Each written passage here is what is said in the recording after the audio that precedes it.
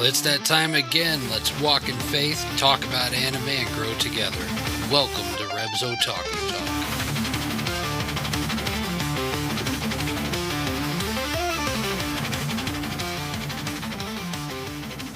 Hey Otaku fam, welcome back to Rev's Otaku Talk, the podcast where faith and fandom collide. I'm your host Rev, and with me are my co-host Raver Mom. Hello! And Techs-Mechs. Hola. This season is Season 3, The Character of Characters, and this season we'll be taking a deep dive into the hearts, minds, and moral journeys of some of the most unforgettable characters in anime. This season we're going beyond the battles, beyond the art, and beyond the hype. We're breaking down what truly makes a character compelling, their choices, their struggles, their growth, and what their stories can teach us about purpose, identity, and perseverance. From heroes to villains, side characters to legends, we'll explore how character shapes their story and how it can shape ours. So power up, press play, and get ready, because this is Reb's Otaku Talk. Let's get started. So this episode, it's going to be a little different. Instead of talking about a specific character and a characteristic they have, we are going to talk about a characteristic and characters that we see really have it. Now, if we find a character that we all are really feeling and we stick to that character, then that will be what this episode is. If not, we'll have multiple characters and we'll talk about how we see this characteristic in them all. And that characteristic is self-sacrifice. So, we had a very short amount of time to think about this because I was stumped on this episode, and I will admit that.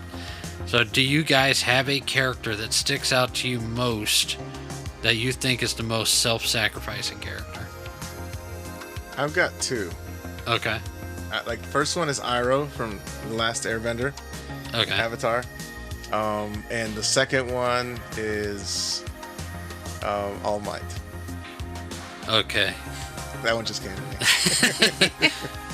There's a big All Might sign next to you with an All Oh, Might yeah, there figurine. is. So I totally did not use that.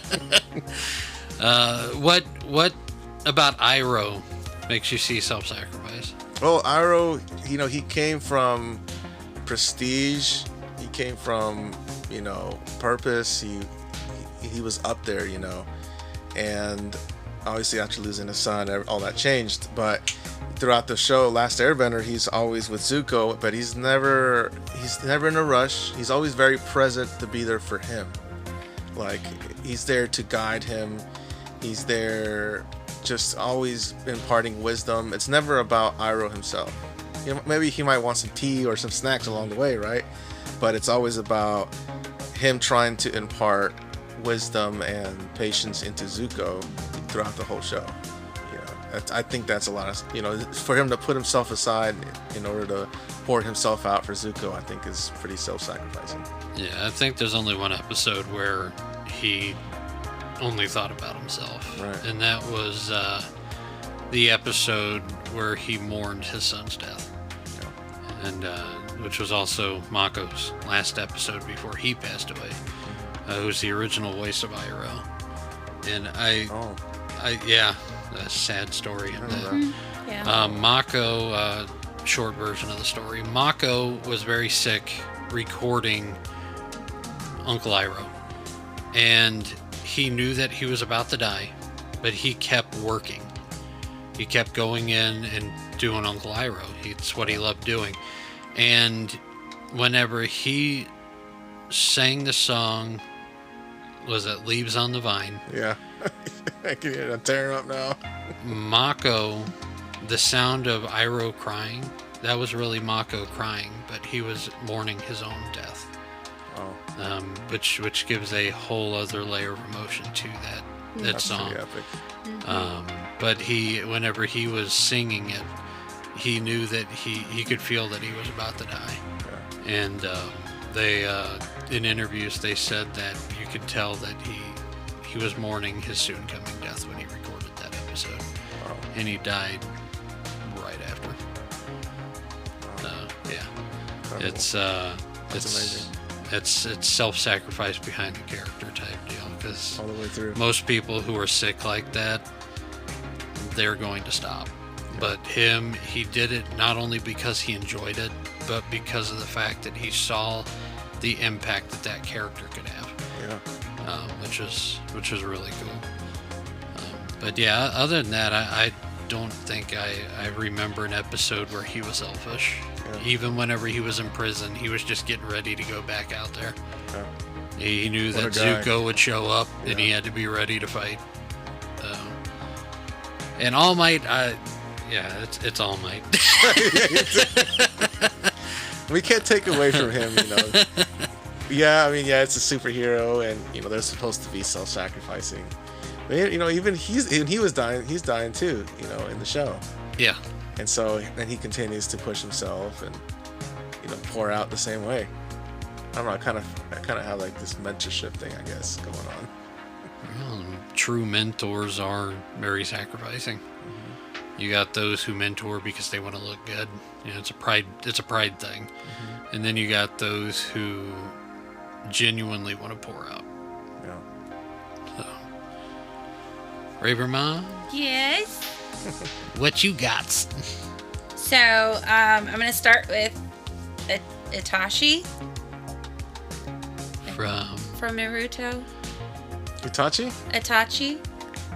Okay, you got my interest. How in the world do you see Itachi as self-sacrificing? I already see it in a way. So, in the last episode that I watched of Naruto, because, like, you know, I already I started over because I told you guys I would.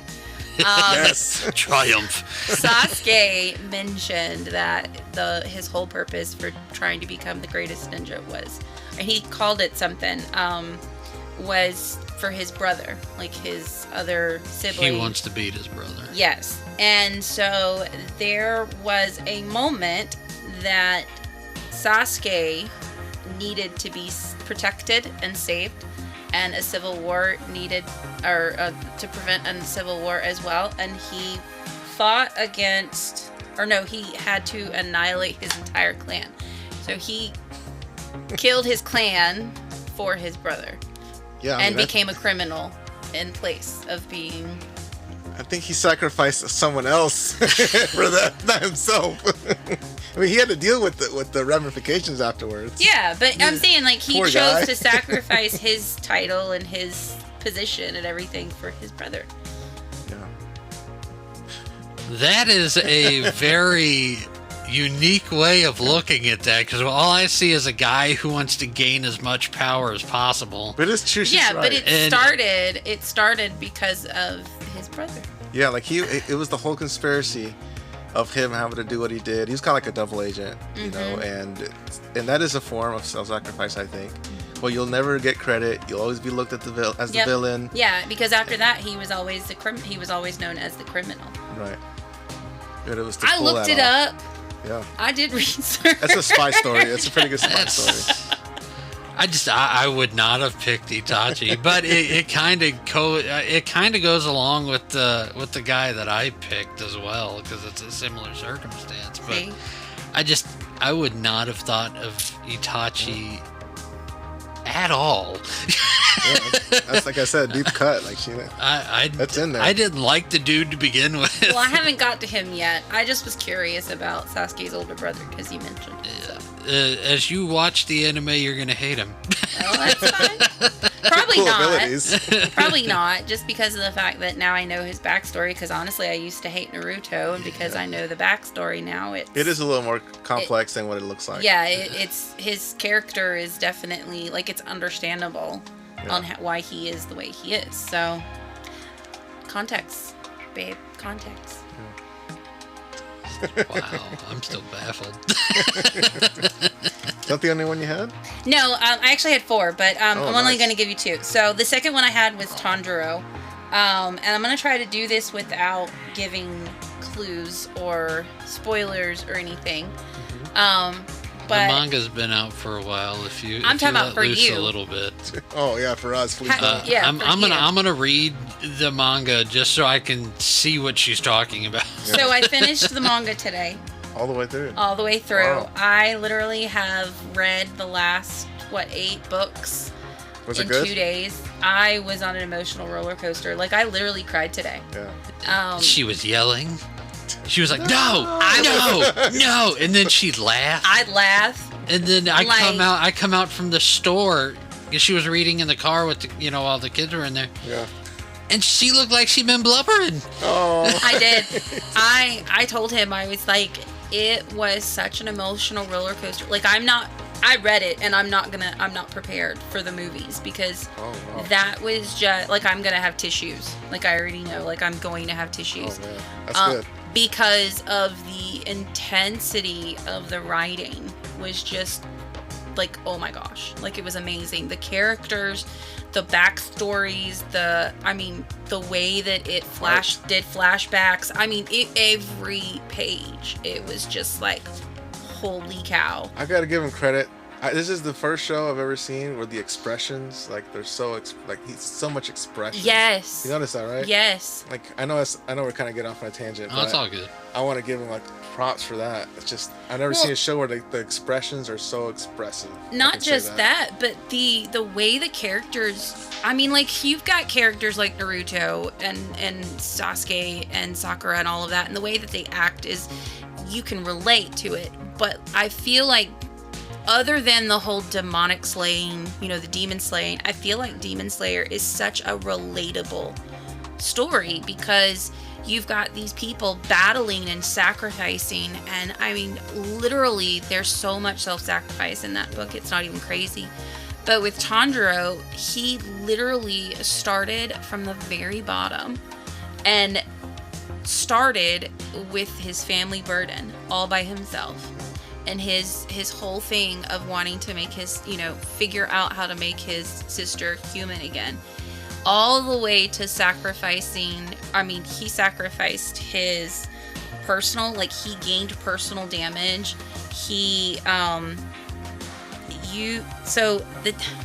I can say this without giving too much. So the way that the marks, so, and this is in the show. So, you know how by the end of Infinity Castle, there was a couple of Hashiras and Tanjiro, they had the mark, right? Yeah. So, there isn't a lot spoken, really, yet in the anime. And I found out that the marks are actually dangerous. The more you use that part of your skill, you actually lessen your life. I had a feeling. And Tanjiro, all the way to the end, like, he found that out, and he's so much for not spoilers. Well, that's why I said there's gonna be some, but I'm trying not to give too much. Like, even the Hashira, like, and it wasn't they found out because of certain, like, because people told them. They found out just based off their intuition, the way they were feeling things. And the way that everything progressed, like, it was just so much. Like, he literally was willing to die. He literally was like, we've got to keep going. There's so many people that have sacrificed. Yeah. Like, I cannot stop. He'd get hit, and then he'd get back up. Like, it was just so much all the way to the end. It was just literally, like... Just like in war, I wouldn't be surprised if they were not all wiped out. As long as they take out the main Well, bad I guy. will tell you, I told him, I was like, I'm hoping, if anybody actually listens to me, the second movie leaves you on a cliffhanger to where Muzan comes back, and, like, you kind of see him, and it cuts off or something, like, right around there, because just the battle with Muzan, if you take any part of it out, I feel like you're gonna lose it. Wow. Like, I feel like just the little, you're gonna lose something. Information from the fight. Yeah, or some kind of detail, or, like, a connection between the two characters, or, like, because there's so much. Yeah. Oh my gosh, there's just so much. A lot of content. That's why I told him, I was like, you're gonna have to read it, like, because he was asking me questions. I'm like, I can't answer that. Like, I don't want to answer that, because if I answer it, then I have to tell you other things, and it's just, it's a lot. But I don't know, that author was, he outdid himself. Yes. Like, I told him, I was like, my favorite was Soul Eater. I'm like, this is definitely, like... Yeah, it's one of my top favorite too. Yeah, it definitely kicked it out of the park. So, yeah. Tanjiro and... Itachi? Itachi, yeah. Okay. At least I said it right. That's some shonen picks right there. I didn't expect that from Raver Mom. I'm getting good. That is Not good. to toot my own horn, but... Yeah, I'm a little... Speechless. Okay, we were talking, and I was telling her, I was like, there's, knowing what you like to watch, some of the stuff she's getting into shocks me. Yeah. It's like she got into the shonen stuff. Yeah. Big time. I think as long as it's meaty, right? I mean, it's got to be it's got to be a deep narrative. Stuff with substance to it. Yes. But then she's watching a what do you call it? Slice of life anime. It's a palate cleanser. she's like, honey, you gotta watch this. I go over there and I watch this so that you and I are polar opposites. Yeah. And I'm sitting there and I'm like, I kind of like this. it's like this is like a older version of Lucky Star, Yeah. And it shocked me that she got into it. So it's fun to see what new stuff she gets into, and same with K2 and us introducing you to new things. And to me it's exciting. It's exciting to see it. The art form is very much alive. Yeah. And it's constantly expanding. Definitely. Like me, I'm not into the I'm not too huge into the isekai stuff. But I'm finding that there are certain isekai animes where I'm like, okay, that's all right. Oh yeah, I got one for you too. I'll tell you about later.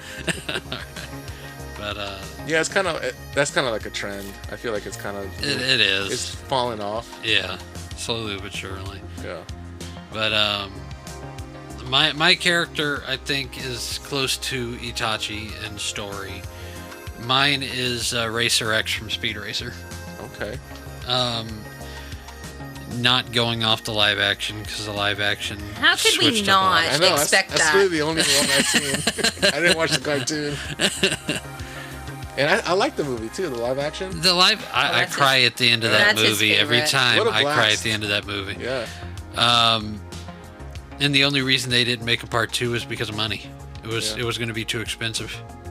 So, but in the original, what's that? It's green screen. That whole thing was green screen. Exactly. Oh, it's too expensive. The props though, and the way all of them were mechanical. Yeah. And there was so much movement. It was all remote controlled, and No wonder it looks so good. Yeah, no, the stuff that they did was pretty insane for that movie. But in the original, Racer X, he left. He made it seem like he went against Pop's Racer, and he walked out the door.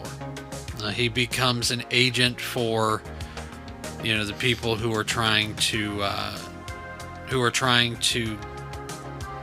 take back control of corporate racing.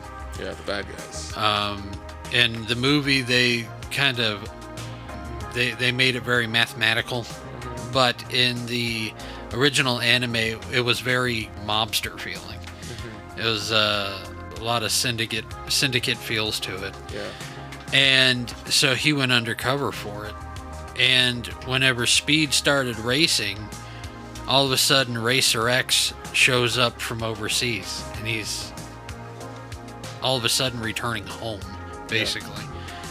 And you see throughout the entire thing that he is putting himself right back into danger to protect his brother. And along the way, he's teaching his brother new lessons. He's teaching him different driving techniques. He's teaching him how to fight. He's teaching him how to think. And he's really pouring himself into it.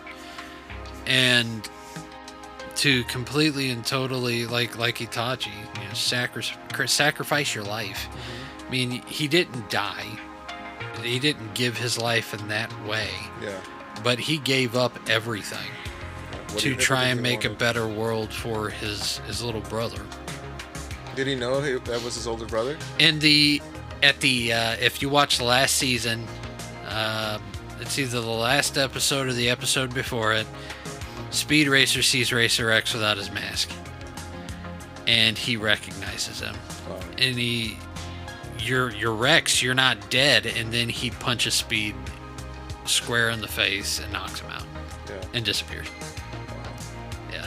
That's pretty cool. See, Wow, and brotherly love. So the whole time he didn't even know. He's just taking lessons from this Well, guy. as soon as Speed would figure out his identity, Speed would be in danger. Yeah. And where in the live action, he had a surgery to change his face, and he showed Speed Racer's face, and oh, you're not Rex, that whole ordeal. Racer X could have went back in the live action. In the anime, he couldn't. Yeah. He was stuck in that life, Because the and battle wasn't over. if Speed Racer knew who he was, then that would be it. So he knocked him out. I mean, he couldn't go back. Yeah. So that's That's you pretty know, good. That's like a spy story too, just like Itachi. yeah. Yeah, because the fight is never really over. You know, that undercover work, that behind the enemy lines. You know, you never get credit. They'll probably see you as a villain. Yeah. So it is really self-sacrificing. Was it the Bible says no greater gift than these than a man lay his life down for his friends. Right. And what I don't think people understand is there's more than one way to lay down your life. Granted, in that verse, it was talking about death. Yeah. But there's more than one way to lay your life down. There's more than one way to give your life up. People who go into the service willingly do that as soon as they take the oath. They know. Yeah. And what I just found out a couple of weeks ago, you were in the service. So Oh, you just found out. I just found out. I'm doing I my did job not then. know. I'm doing all right. I knew before you. That's cool. So I mean, you know the choice that you make. Hey, thanks, by the way. Yeah. Thank you for your just service. in time for the 250th. Happy late 4th of July, everybody. But yeah, I found a lot in the service. You know, brothers and sisters on my left and my right. They're all people that love to serve. Like those are people that went to the service because they have that serving gift inside of them. And when they come out, that's why a lot of companies will hire them, because they want to do right. They want to be on time, and they want to serve. And so there isn't a lot of that ambition that gets caught up in that. Yeah. So anime overall, in the stories and in the way they portray mentors and everything like that, self-sacrifice is at the core of every anime you can possibly watch. Whether it's death or it's just giving everything up. And you find it in the most inconspicuous place. You find it in the place that you don't expect it. Like Itachi. Good job. Yeah, that's pretty good. It proves the point. Right. You know, until you actually start looking for it, you never see it, but it's always there. And I think that it's important to give that spotlight. No matter who you are, no matter what you've done, no matter where you live at, no matter who you live with, you can always make the choice to sacrifice something of yourself for somebody else. Whether it's finances, time, or if you are one of those people who end up putting your life on the line. To show that kind of love in this world, in this day and age, it's needed. I feel like that's part of the arc of a hero, you know? You start out as this hotshot kid, right? You want to conquer the world, you want to be someone, you want to be part of something bigger than yourself. So you do that, and you earn accolades along the way, certifications, medals, whatever, what have you. You get the glory as a hero, you know. And then as you get older, you know, if you don't, a lot of people get frustrated. They're like, you know, I'm not what I was. I'm not living in those glory days anymore. I'm not who I used to be. People don't see me that way. I'm washed out. But they get frustrated because they're missing that last phase, which is to give that to someone else. Yeah. And that is that self-sacrificing. It's the same service, gift of service, but that last phase comes as a mentorship or a way to pass on what you've received and give it to the next generation. Yeah. You know, and it's an interesting time when that happens. You know, a lot of people say, well, it's like it's a, what do you call it, mid-age crisis. Midlife crisis. Midlife crisis. Right. Yeah. I don't get those, so I don't know, but no, just Well, like, because a lot of times people, when they go through the midlife crisis, it's a poor me, poor me, poor me, they lose their purpose, and they forget that, like you said, their purpose is to pass on all that they've gone through and stuff. Because when you talk to someone who has done that, where they've, like, I had a grandmother who literally, he had one too, would tell us stories about their lives and what they learned and what they went through and stuff like that, and they never went through a midlife crisis because they did what they were naturally supposed to do and was passed that on. And I feel like, because I even had someone tell me the other day that they had to go, which there's nothing wrong with finding somebody to talk to, like a therapist or whatever, but when you put yourself in a position to where you don't have the ability, like you force yourself not to have the ability to pass on what you know, you put yourself in that. And people, like, will freak out and they're like, oh, I don't know what to do, I don't know who I am anymore, and blah, blah, blah. It's like nothing changed. Like, you just have to move on. Like, it's okay. It's part of life. You gotta keep growing. It's one of the steps of life. Like, your kids grow up, you become a grandparent. What do? You teach your grandkids.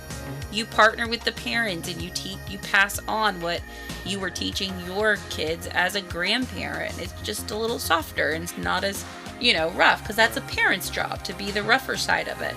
The parents or the grandparent side is to be the little softer, it's okay, but your parents are right, whatever. And your little caramel candies out of your purse. Those little butterscotches. You just gotta pick the little lint off of it, and here you go. My grandmother did the strawberry candies. Oh, nice. Yeah, and then at church we had someone who did mints. Nice. And so, yeah. But, like, it's those things. And whenever you stop nature, that's when you have a crisis. Right. 100%. So. And I had a conversation with a coworker who I think is getting there, that he's like, he loves the thrill. Mm-hmm. He was in the military too, so he's been life and death, and he sought that over time. He wanted more of that. Even skydiving, he just doesn't feel anything anymore. And I told him, I think it's because of that and he told me that he loves his kids and his kids to laugh and have a good time. I told him that's what it is that you're changing. It's not that what you used to love. Well, it is that what you used to like you don't like as much anymore. But the thing is that you're into more different things, like giving to others. Like making sure they're having a good time and experiencing their first time skydiving or what have you through their eyes, and you're seeing them light up, and that's a total joy in itself that you're not going to have when you're 18. So it's a whole new experience. It's part of growing. It's part of getting older. Yeah, well, that's how my younger brother was. We were in a conversation and he was like, I'm just not, like, I like it. It was like riding his bike, his motorcycle. He's like, I like it. I do enjoy. It's just I'm not the let me go 100 miles an hour, weaving in and out of traffic, sorry sis kind of conversation, He's like, I'm not into that anymore. I get my joy out of, and then he named off other things. I'm like, because you're growing up. Like, that's the process. That's what life was. Even in the Bible, I mean, the knowledge in the Old Testament, the knowledge of how to do things, the proper way to do the feast, the proper roles in the families, everything was verbally passed down. That's still ingrained in us. That's still at our core. It is our jobs to verbally communicate things to help our kids and grandkids and great-grands, if we live that long, to learn those concepts.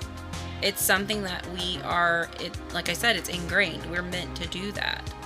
Nowadays it's so difficult. You don't see it as much because everyone's moving out, across the country, different states, and families get spread out. My family's that way, so I understand. And so You know, if we're able to set roots and come back together and live around each other where you can see each other, you can have that passing. Yeah. You know, I don't talk to my parents as much as I should on the phone. Well, my mom did just come down this weekend, so that was nice. Oh, yay. Awesome. Yeah. And you don't realize how much you miss them until you see them. Yeah. You know, we're so busy with everything we do. Yeah. You see them like, wow, yeah, it really has been a long time. Yeah. This family is just, it's a source of strength, Yeah. stability. That's one of the reasons why me and Rev don't want to move out of Florida is because, or that's why we don't want to move out of where we're at, just because of the fact that we are his family. We're, you know, only a couple hours away, few hours, you know, a little less with my family. Granted, my dad lives a few states away, and that relationship is completely different. I personally wouldn't want my dad to teach or my older brother to teach my kids anything. Yeah. But like my grandmother, I love going and sitting and hanging out at her house because it's so funny because every time we go and visit them, I literally, it's like one after the other. My cousins are coming through, my uncles, my aunts. Like, it's insane how we show up and they're like, oh yeah, nobody visits anymore. And then randomly everybody shows up. Like, it's crazy. But like, you get to hear all the stories and my kids get to hear that. And it was so adorable because I got a picture of my grandmother talking with Princess Mononoke and telling her stories about when I was little and stuff. And you cherish those things. Like, I was so thrilled when I looked over. I was like grabbing my phone, taking a picture because we don't get that opportunity, you know. And then he had the opportunity to go down and see some of his family, and I was like, take the kids. He goes, I'm not doing it by myself. I'm like, you're not going to be by yourself. Your mom will be there, you know? Like, you will have help if need be, and your family will help you. Like, you will be fine. But, like, they got to hang out with cousins and great aunts and stuff on his side, you know? And so, yeah. Well, you don't like herding cats? Oh, he no. I'm not a cat person at Oh, all. there you go. No, he does not go on trips without me. I do that. I've done that. I've gone up to Kentucky, North Carolina, came back down. It was just the three at the time, but I did that all by myself. See, I'll do it with one kid. Yeah. That's 'cause you're supposed All four of them. Different story. Yeah, you're supposed to fight off the threats. You know, you got to have your hands free, your eyes out. Yeah, but That's good stuff. I totally agree. You got anything else to add? we are waiting for you to add something, Rev. You're waiting for me to add what? Whatever you like. We continue the conversation as requested. Add the spice, man. Add the spice.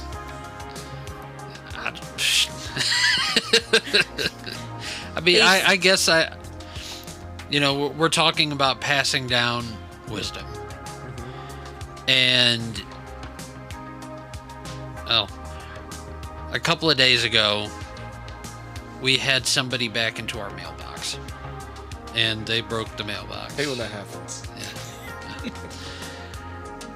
Whenever you're a renter and somebody breaks the mailbox, it's okay. Whatever. Whenever you're a homeowner, it's like, great. You broke my mailbox. It's gonna be broke for a while. No. Hopefully not. Get the post office to fix it. Yeah, it was our neighbor's daughter's friend, and she backed up. She hit the mailbox, and she's in this huge vehicle. It's her first vehicle. I would not give this to any kid for a first vehicle. It's more cushioning. Have mercy. You can give them an SUV, just not a long wheelbase, crew cab, long bed, jacked up truck. Yeah. That's not a first vehicle. You run over everything else. That way you don't get run over. Pretty much. But she broke her mailbox, and our next door neighbor came over and talked to us instead of the girl. And I went out there and I looked at it, and I was like, well, I'm gonna have to dig it up to see if it's salvageable or if it's just broken. And I dug it up. It's broke. But the neighbor, our neighbor across the street, she's like, no, she needs to learn a life lesson. So she had the girl come back over the next day. And she's like, I want her to come talk to you. I'm like, oh, great.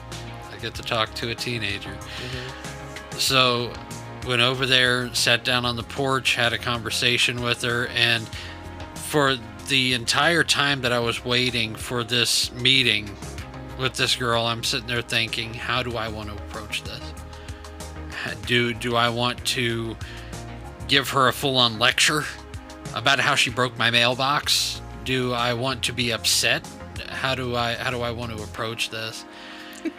And what? Sorry.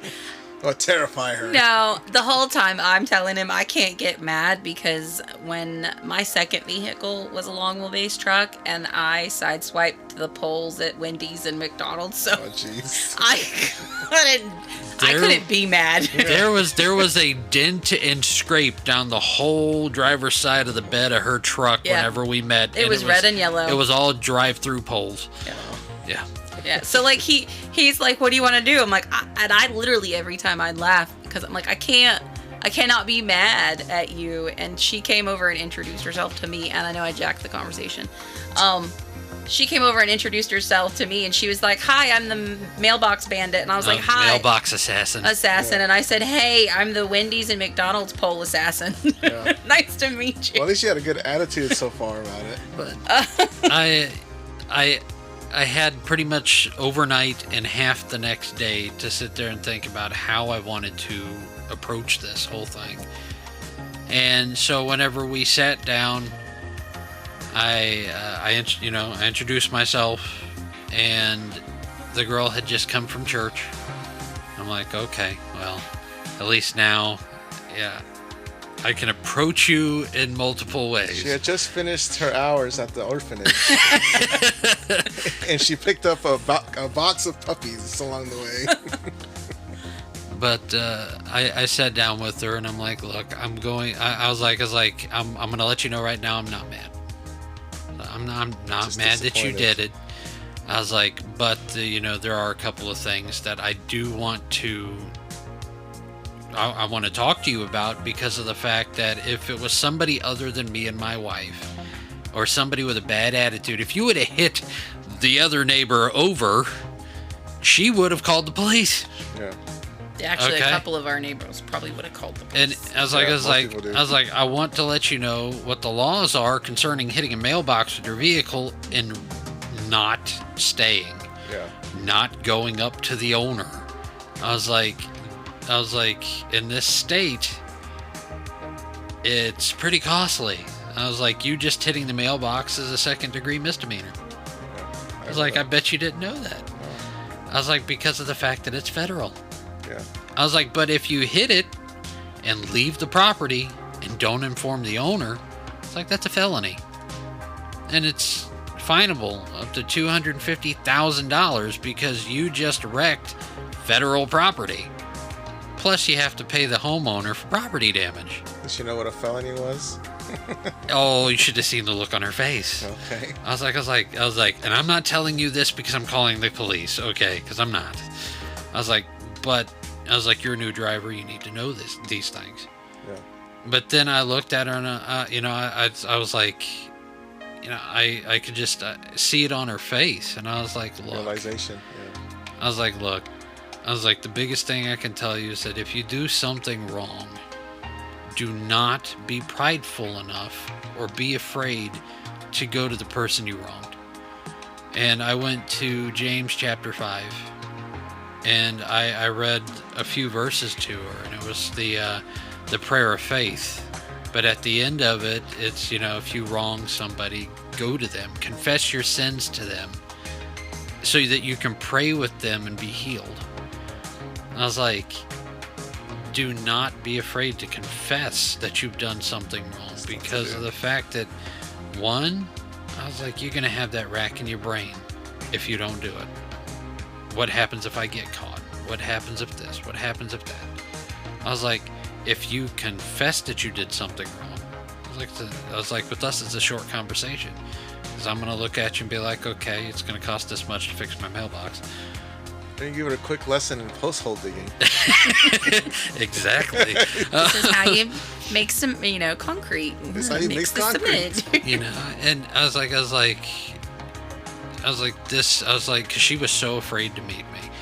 And what was bad is I was over at the neighbor's house because I had to speak to the neighbor, and I walked out the door. She was walking up, and as soon as I opened up the door, I scared her half to death. Yeah, you look pretty scary. And she was so intimidated, and I felt bad about it, but it's like this could have been a whole lot shorter, and you wouldn't have had to have been so afraid for a 12-hour period if you would have just came and talked to us right off the bat. I was like, we are understanding people. I was like, not everybody's going to be like us, but you wouldn't have spent the night worried about this meeting. Yeah. So to be able to impart not just the knowledge of the law to a new driver, but to impart a biblical and spiritual lesson to this girl, and her actually take it in was... This is going to be very valuable. Yeah, it was a... Raver Mom asked me, she's like, so was it awkward? And I was like, yes, very awkward. It's part of the lesson. But it was... I told her, I was like, but it was good that I had the opportunity to do it, because I was able to do this, and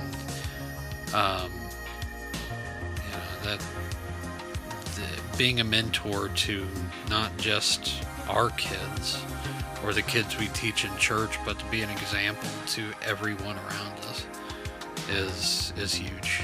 It's a big responsibility that everybody has, and most don't take it seriously. And it's a good opportunity too. Sometimes you'll just strike up a conversation with a random person, and you're able to have an opportunity to say something. Yeah. Yeah. So a lot of people, when they think of it as a duty, as a responsibility, they're like, oh, I gotta go to Denny's and talk to everyone at the Denny's. But no, it's just, just live your life. At the bus stop, in the elevator, at the laundromat, and even if you see something interesting, hey, maybe that's a sign. You see someone else that likes anime, they got an anime shirt. Say, hey, I like that one too. And all of a sudden you guys are friends, or even at the minimum, you're able to help them in some kind of way. Mm-hmm. I read something the other day that said just your presence sometimes can change somebody's life. And I thought that was amazing. It's true. I did youth camp for 2 weeks, and I was the only person to wear a shirt that wasn't either plain colored, wasn't representing the church, or wasn't blessings and faith and crosses all over it. I wore one day for every single meal, because I worked cafeteria the second week.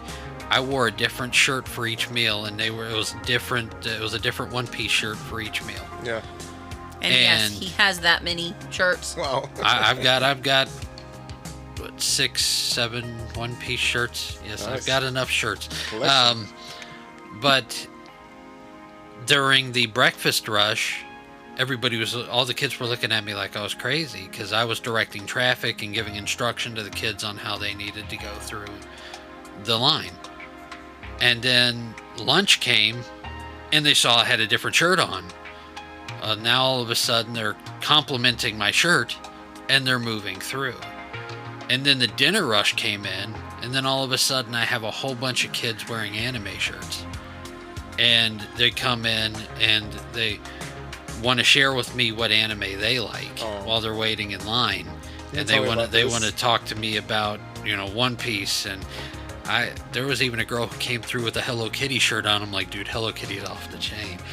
Yeah, to talk about Hello Kitty, and to talk about My Hero, and to talk about Jujutsu Kaisen and Dragon Ball and all of these animes. And then after the dinner rush was over with the kids, I had the counselors or the rec staff coming up to me about it. Well, they want to talk about it.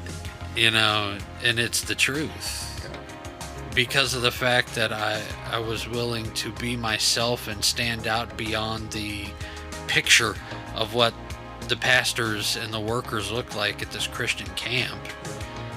All of a sudden, I had a relationship with all of these campers and all of these staff members because of the fact that it was over anime. And there was one girl that Princess Mononoke met, and she was going through a rough time herself, adjusting to camp and stuff like that.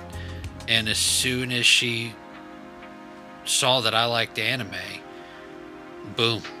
That's the most open that girl got with anybody. She actually started talking and having conversations and stuff like that because she opened up. She all of a sudden felt like she could be herself. Yeah, and that's the thing about. I mean, I give my hats off to the preachers that get on the street corners. Yeah. And they have to contend with a lot of violent and hostile people. That takes bravery. Yeah. And faith. But I feel like there's people in our circles that we can reach that. By being that way, being open and becoming a friend or just even an acquaintance first. And over time, the people can say, well, you know what, this guy, I've seen him in the best and I've seen him in the worst, and he's still smiling. And they'll open up and they'll listen to you more than they would the guy on the street corner. Yeah. So I feel like that's a more effective approach.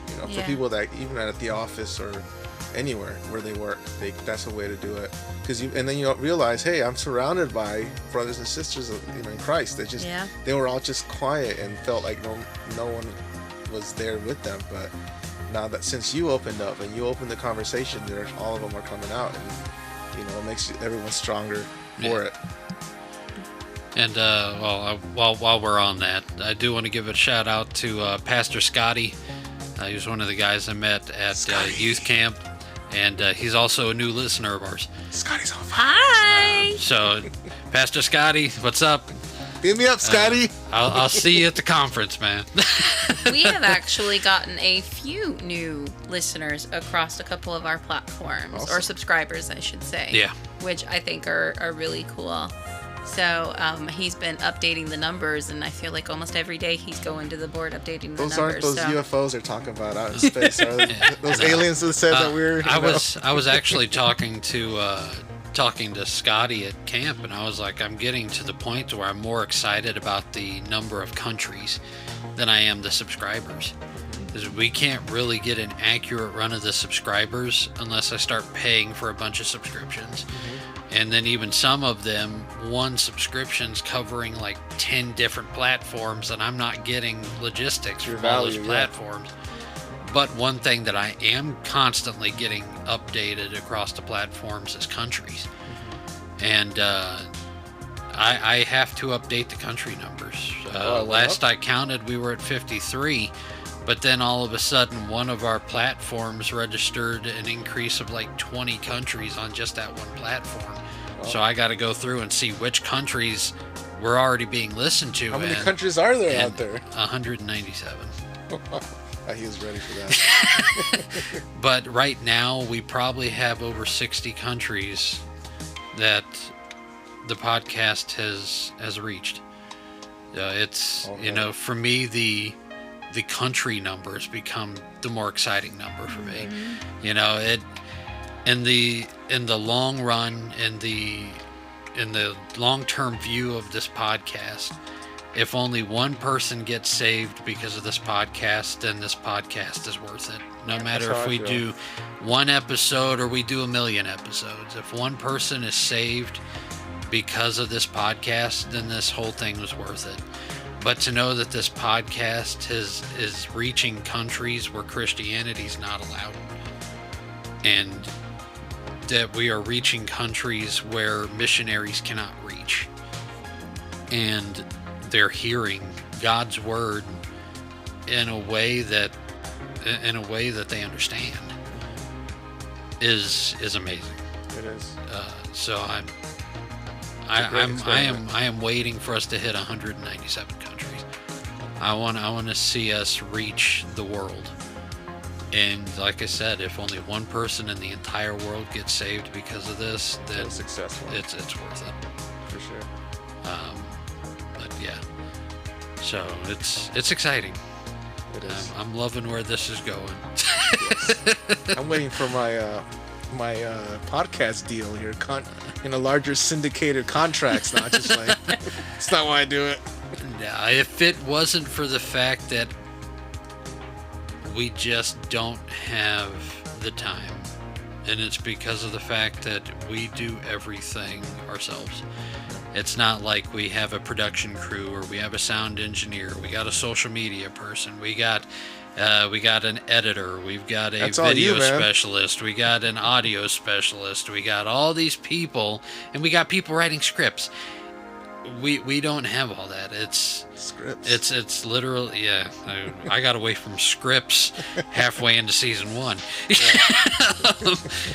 But if it wasn't for that, we had the opportunity for the podcast to be put on radio. But we would have had to have recorded something every single day. Oh. We would have had to have had something that would be at least an hour long every single day. Yeah. And that's just not something that we could keep up with. But opportunities like that are out there. And I could, but you gotta pay me more than hot dogs. Hot dogs? You gotta upgrade a taco sometime. Hey, you should have what we had earlier. Yo. Hot dogs are just tacos. Yeah, I know. I'll pretend you didn't say that. Give it a rest. I'm gonna do that. I'm gonna take a hot dog. I'm gonna grind it up and then serve it to you as a taco. Then you can tell me if you like that. It's still the same thing. But yeah, it's we've had other opportunities like that, and we just don't have the manpower to do it. But it shows you, it shows you that we are doing something that is valued, and the fact that, you know, and it's something that people see a value in, that we are reaching people that they cannot reach, and they see a value in trying to partner with us or connect with us. And so yeah, the opportunities are there, but the manpower to take those opportunities is not. Right. Yeah. I mean, everybody's struggling now. I get it. But I mean, I couldn't. I got to give you props, you know, for the motivation and the passion you have for it is infectious. I can't just pass up on that. You know, when I see someone, you don't see that a lot. You know, like I play D&D once in a while, and it's always people falling off. They lose motivation, interest. There's no consistency anymore. Is that the reason why you wouldn't join me for season 1?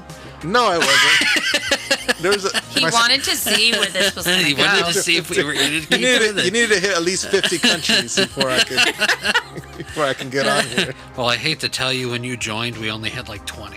Yeah. Oh, look at that. You're welcome. Finally, they got a Spanish speaker. You know, that's like a quarter of the world. We find out I'm actually like Scandinavian or something. Like that dude's an actor. I appreciate it. You know, and honestly, for me, if it wasn't for Raver Mom sticking with me through the times where I wanted to give up on it, because I wasn't seeing numbers like I wanted to, and the success all of a sudden became important. And if it wasn't for Raver Mom keeping me straight. It's really cool that you guys do it together. Yeah. You know? Yeah. I don't think I've seen that ever. A ministry, you see that a lot, but something that's like a passion project, yeah, that's special. Well, here's something cool. I got connected to a community called Beneath the Tangles, and it was started by a guy out in California, all the way on the other side of the country, who has the same passion. He wants to see anime seen as an acceptable medium for churches, and to see the anime community brought into the church.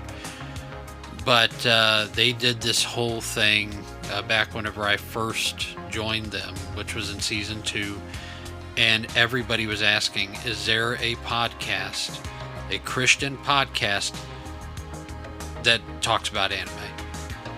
And the only one that could be stated that was out there was ours.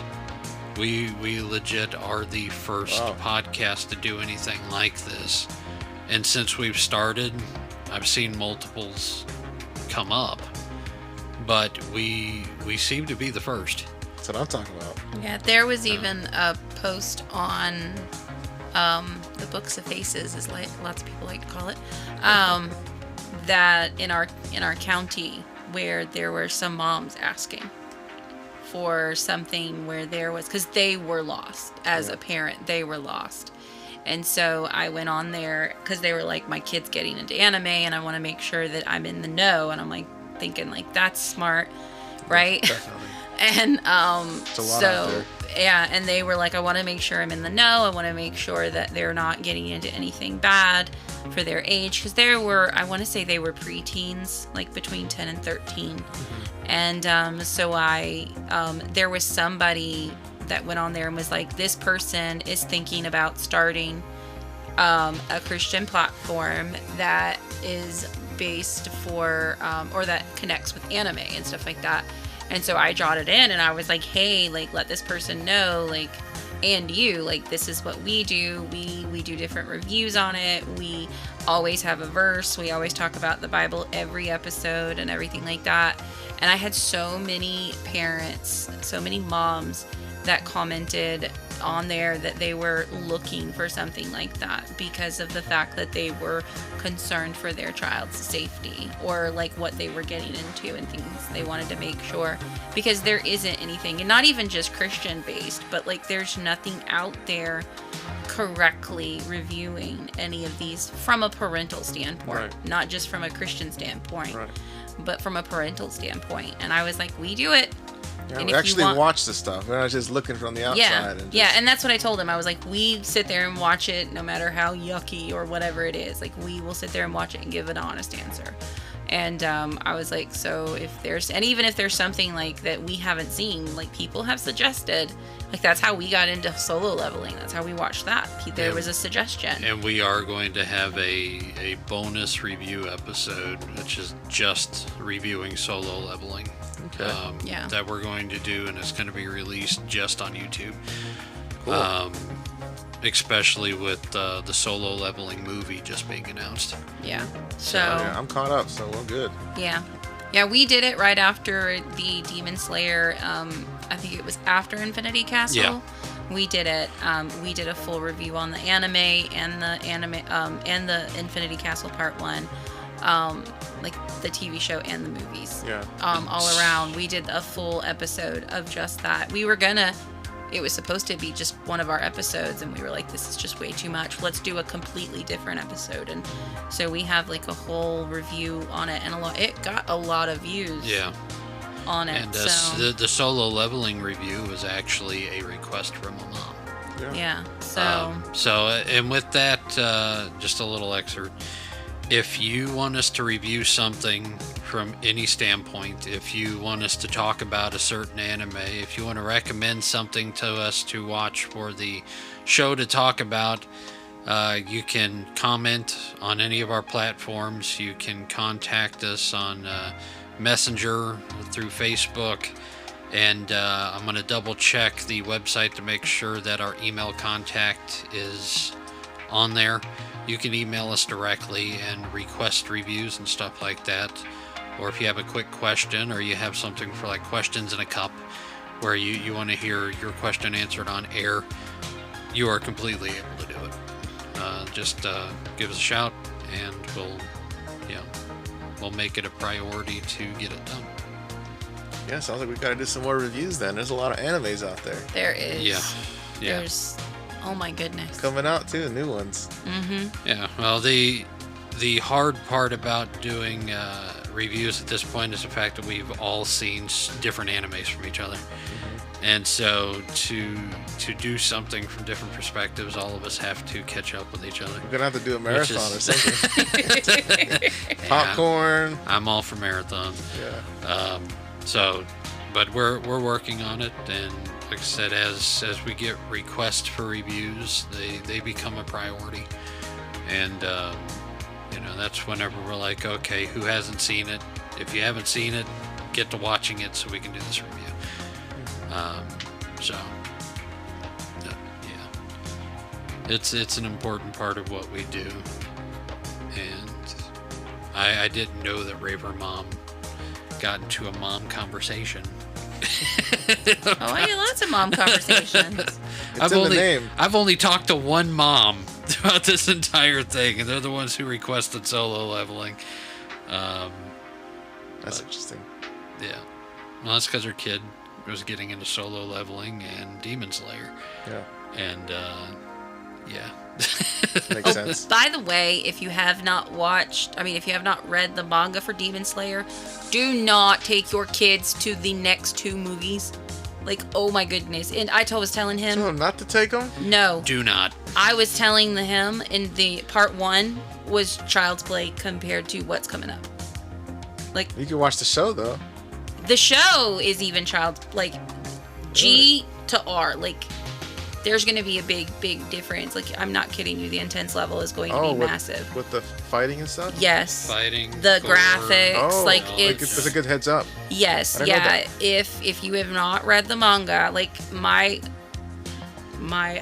opinion would be read the manga. But even the manga, like, the intensity, the gore, the visuals, all of it from the next video, from what I've seen, how they're going to separate the fights from second to third, I mean, it's still going to be a big difference. So You don't think maybe... Well, I think there has been some gory moments throughout the show.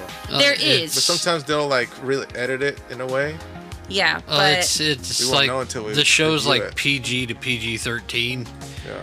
They made the Infinity Castle rated R for a reason, Oh, and they the did. next 2 are going to be more intense. Yeah, I mean, they're going to rate it R, but, like, the intensity value, the visuals, that if they stick to the books like they've been doing, it's intensity, or Infinity Castle Part 1 wasn't for kids, but numbers 2 and 3 will, I mean, your kids will have nightmares.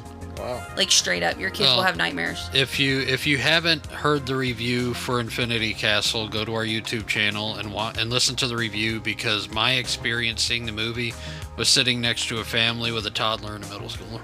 Yeah. Yeah. They're pretty scared of it. Yeah, they stopped watching part of As I put it, I found out what demons dying smelled like. It was popcorn, cheap cologne, and toddler poop. Oh, so you watched the 4D showing of this movie. Some people pay a lot of money to watch them that day. Yeah, no, my experience watching Infinity Castle was not pleasant, and it wasn't because of the movie. It was because of the fact that they brought kids to the movie, and it was not for kids. Right. Those countries that started kicking parents out of the movies for trying to bring their kids to it, they were smart. Yeah. And I hope they do that with the next 2. Because those countries aren't free. No, those countries don't want to scare the living snot out of all their kids. Yeah. It's like, adults, you can watch whatever you want. Your kids aren't welcome to this movie. Yeah. I'm excited, though. But anyways. Yeah. Oh, I like that. Well, even on that, I know we're going more into, new stuff coming up. But if you haven't seen the trailer for the solo leveling movie that they just released this week, holy cow. That looks pretty cool. The quality is even higher. How's that possible? Oh, I tell you what, man. Just the trailer was like 4D quality. It was like 8K quality, But it's going to be intense. There's going to be a monster battle in the middle of that movie. Cool. That's one of the coolest things I liked about it was all the boss fights. Yeah. Really cool. It was up in the air, back and forth constantly. Do a movie, do a season, do a movie, do another season. Raver Mom's like, they're just going to do a movie. And as soon as the trailer came out, I showed it to Raver Mom. She looks at me and goes, I told you it was going to be a movie. It looks like they're all going to movies now. Well, I don't know how I feel about that. If you think about it, they're all the ones that are going to movies. They're like short run mangas. 'Cause, I mean, even Solo Leveling doesn't have an extremely huge amount of mangas. Demon Slayer only had 23. Back in the day with Soul Eater, it was only 20 something. it's coming to the point where those end battles that they do in their, their final fights, basically, they're just battles where you don't want to break them up.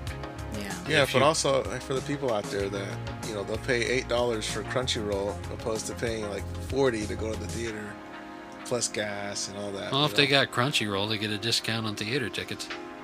Yeah, I don't think Infinity Castle is even out on Crunchyroll yet. Infinity Castle releases on Crunchyroll on July 28th. Yeah, about the time. end of the month. Well, that's because they did a second release in certain Gotta theaters. get all that money. They did make an announcement last week that on the 28th of July it's going to be available on Crunchyroll. That's good. And I verified it. I went to Crunchyroll. They've already got the spot there. It just hasn't been released yet. That's good. Yeah. Yes, Raver Mom's happy. We saw it subbed. Now we get to watch it dubbed. Well, I asked her. I was like, "Do you want to see the next two movies subbed or dubbed?" She goes, "I want to see them subbed." I can't remember how I watched it in theaters. I think it was dubbed. I think You you said you saw the watched it dubbed. dubbed. Yeah, subbed is better. I told him, I was like, watching the anime subbed, or watching the anime dubbed, I liked it a lot, but when I saw Infinity Castle, I felt having it subbed with their, like, the culturistic voices, to me, just gave it, like, a better... They're very intense. Yeah, the tones, the way that they talk to one another, to me, it was just... It was, Yeah. And because I just finished the manga, it's like, I want it in what it's supposed to. Because like I was reading you the really manga. made an anime fan out of it, didn't you? Yeah, he did. I did. Well, it was funny because I read something in the manga and I was like, oh my gosh, I can't believe Tanjiro just said this. And I showed him and I was like, I don't remember him saying this in the show. So I went to the episode and he says something very similar In English? to that in English. But the wording is a little bit like he replaced one word and like because of English phonetics, like he had to like the way he said it was a little different, but he still said the same thing. Yeah. But I feel like the way that it was in the manga, there was a little bit more like emphasis and power behind it versus how they did it in the English, dubbed version. I'm like, I don't want anything missing when I finish this out because I'm going to go through that emotional roller coaster that I went through with the manga with the movie. Yes, in its intended format. Exactly. Yeah. Absolutely. Yeah. I was like, you're just going to have to suck it up. Yeah. It is a little harder to keep up with the action sometimes when you're reading. Yeah. And, there are multiple people talking at once. Now you're like, who's how saying fast that? it goes and stuff. Yeah, but the Japanese are really intense when they come to their lines. Well, that's why I told him to read the mangas. I told him which one to start for Infinity Castle. I was like, just read from here to, the end. I was like, and you'll get exactly what's going to happen. So when we go see it, you're not going to be, like, missing anything. You already know exactly what's going to happen. So. Yeah. And you're going to know what I'm talking It's called about. spoilers. You're going to know what I'm talking about. You're going to know what's going to happen. What I love about it, though, is the fact that when you read manga, it's black and white, or cream and white, or gray and white, like whatever, but it's very, very, like, 2 to 3 tones of color. It's amazing what they could do with that black and white. Yeah, and then to have it in color, I mean, it's just it's like next level. The music. So, yeah. Everything. So I can't wait. I'm so excited. I don't even want to think about how long we gotta wait for the next I know. one. I told him. It comes out next year. I told him though, and the second one comes out next year. He goes, "Are you gonna?" I was like, "I think I'm gonna wait." I think this time we're gonna do the pre-showing. Yeah, he was like, "Do the pre-showing. That way you don't have to like deal with everything." I was like, "No, that way you don't have to deal with as soon as everything." tickets come available, we gotta get it. That's what I told him. It's like we had the opportunity. This is my see Demon it. Slayer collected money. Start saving money. That's right. We had the opportunity to see it 3 days before it released, but we didn't take it. So this time, if we get that opportunity again, we're going to take the pre-release show. Usually like a Thursday or something. Yeah. Yeah, and that was the thing. Like, I didn't want to. It was during the week.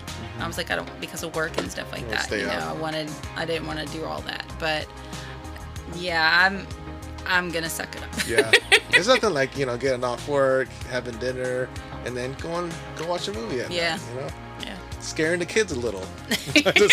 No, it's whenever it's like, okay, where's the babysitter? Yeah, they're gonna need a babysitter. Don't look at me. We gonna watch the movie too. Double date. Yeah, take them all. Double date with K2. K2 could take him on Chuck E. Cheese or something. No, K2 wouldn't be watching the kids. He'd be going with us if we all went. Yeah. Though he would watch the kids. He's like that though. He likes to help. He does. Yeah, I told him about the whole door thing. I was like, he came over to hang out and he went to work instead. Yep. Oh, yeah. Poor guy. We appreciate it very much so. That's good. Servant spirit. Yes. Yeah, big time. Yeah. All right. Well, this has run long enough to where a game really isn't going to happen. So do you have anything else, any other anime news or opinions or anything like that you want to share before we sign off? No? Not No, that. I do want them to comment some stuff. I want to see, what some animes people suggest, because there is a lot of stuff coming out nowadays. Of course, the big ones, we all know the big ones, especially stuff coming out in theaters, but I wonder what people are into these days. So if you can, drop a comment and, let me know what I should watch next. Yeah, I know that at youth camp, Pastor Scotty shared with me his some on his list. Yeah. I was like, all right, I'm gonna have to check into it. Oh yeah. But yeah, no, it's nice whenever people share their list. Yes. And that's the reason why. Now they're gonna, the world's going to know it's coming. That's the reason why I want to do our watch lists on our website, so that everybody can see what we watch. Oh, yeah. Or what we have watched in the past, and what we think about it. So, that way anybody can see what we watch. I'll get to writing. But yeah, no, I agree. I love it whenever people are like, hey, have you watched this? Hey, you need to watch this, Yeah. And some of them I'm like, yeah. Doesn't sound like my thing. It's like, I watch it and I'm like, yeah, no. You wouldn't want to know what it's like to live as a slime? I haven't watched that one yet, no. K2 has watched that, and he said it was pretty And good. he said it was good. So. Yes. Oh, and So he doesn't say anything's good most of the time. That is on our list. Oh, It's on our list to watch that time I got reincarnated as a slime. Yes. But there are some things where they've gotten suggested and I've watched it and it was terrible. Oh yeah. Just wasn't my thing. Yeah. But a lot of times it's suggesting something that we wouldn't have known to even look for. Yeah. Like Pastor Scotty. I can't remember the titles off the top of my head, but some of the stuff that he suggested watching, I think 2 of them I'd never even heard of. Yeah. I'm like, yeah, let me write those down. Oh yeah. All right. So we're good. We're at peace. Let us close in prayer. Father God, I thank you for the sacrifice of your Son on the cross. I thank you for the many examples of sacrifice that he shows us in your word, for the many teachings of self-sacrifice. Father God, I thank you for the men and the women who sacrifice of themselves every day, who sacrifice themselves for the neighbors, for their loved ones, for the stranger on the street. God, I pray that we have that same heart of self-sacrifice, that we look to shine your light in the darkest parts of the world. In Jesus' name, amen. Amen. Hey, thanks for hanging out with us on Reb's Otaku Talk. Make sure to subscribe on your favorite podcast platform, and don't forget to like and follow us on Facebook at Reb's Otaku Talkers and on X at Reb's Otaku Talk. We'd love to hear from you, so drop a comment, leave a review, and share your favorite anime and God moments with the community. Also, don't forget to check out RebsOtakuShop.com, grab some awesome merch, and do not miss out on any updates on our podcast or ministry. The link is in the description below. Until next time, keep your anime collection strong and your faith stronger. See you later, guys. Bye. See ya. From Studio Ghibli to Naruto, God speaks in ways you didn't know. Stories rise like rising sun. We break them down one by one. True, this ain't just hype, it's revelation. Anime with holy inspiration. Otaku life with transformation. Faith and fandom, no limitation. It's Revs! Otaku talk! From J-Jo's post to Spirit Lead, we laugh, reflect, and plant that seed. It's Revs! Otaku talk! So hit that play, don't walk away. Let's eat and grow in Jesus' way. O-T-A-K-U, talking truth in all we do. Revs crew, rolling through. Faith meets fandom just for you. Otaku.